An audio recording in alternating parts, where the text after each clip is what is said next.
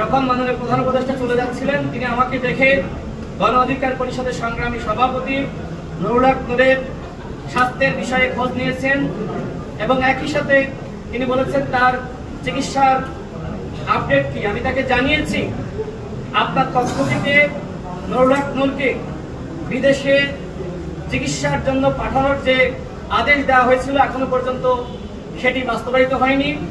ক্ষমতা অবৈধ বলে বিবেচিত হয়, আমরা সেটি অন্তর্ভুক্ত করার দাবি জানাই। আমি আবারও বলছি যে অঙ্গীকারনামায় আমাদের স্বাক্ষর করতে হবে, সেখানে এমন কিছু অন্তর্ভুক্ত থাকা উচিত যাতে করে আগামীতে কোনো দল ক্ষমতা আসার পরে যদি জুলাই জাতীয় সনদ বাস্তবায়ন না করে বা ভায়োলেট করে, সেক্ষেত্রে যাতে ওই দল বা সরকারের ক্ষমতা অবৈধ বলে বিবেচিত হয়।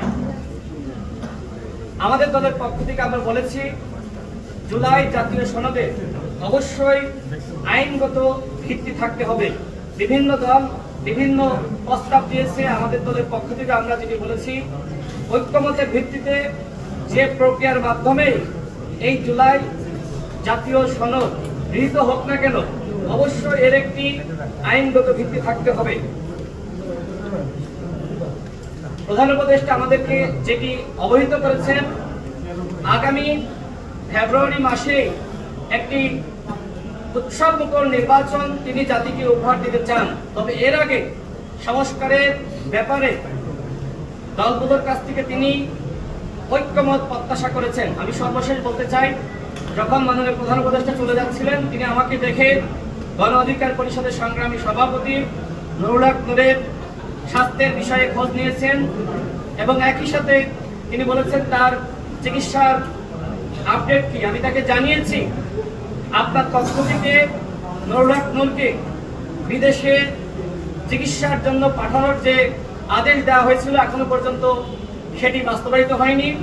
আমরা আপনাকে যেটি জানাতে চাই, নুরুল হক নূরের মতন নেতার উপরে যে আক্রমণ হয়েছে, যদি এই ঘটনার বিচার না হয় তাহলে পরবর্তীতে এই ধরনের ঘটনা আবারও ঘটতে পারে। আমরা আমাদের দলের পক্ষ থেকে জাতীয় ঐক্যমত কমিশনকে এই দীর্ঘ 6 মাস আমরা সহযোগিতা করেছি। আমরা মনে করি এখন আমরা শেষ সময়ে রয়েছি। এখন যদি দলগুলো ছাড় না দিয়ে আমরা যদি এখনো পর্যন্ত ভিন্ন মত পোষণ করি, তাহলে কিন্তু ফ্যাসিবাদ ঠিকই আবার ফিরে আসবে। সেক্ষেত্রে গণ অধিকার পরিষদের পক্ষ থেকে আমরা প্রত্যেকটা দলের কাছে আমরা আহ্বান রাখতে চাই, আসুন আমরা নিজেদের জায়গা থেকে কিছুটা হলেও ছাড় দিয়ে আমরা ঐক্যমতে আসি, যেমনটা মাননীয় প্রধান উপদেষ্টা প্রত্যাশা করেছেন। আপনাদের সকলকে ধন্যবাদ।